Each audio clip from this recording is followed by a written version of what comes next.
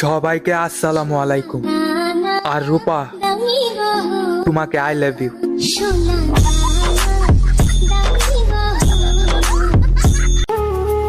তুই মাইয়া নীল শাড়ি পরবি, পরীর মতো থাকবি, তুই কেন প্লাজ উপরে দরবেশ হবি, বুঝ আমারে খাক চুন্নি।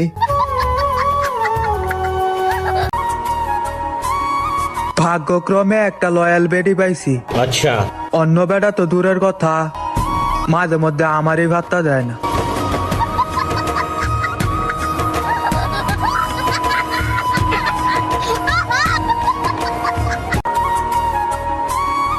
একদিন ঠুস কইরা অন্য বেটি জামা হয়ে দামোগা, সেদিন কান্দিস সিনালেজি।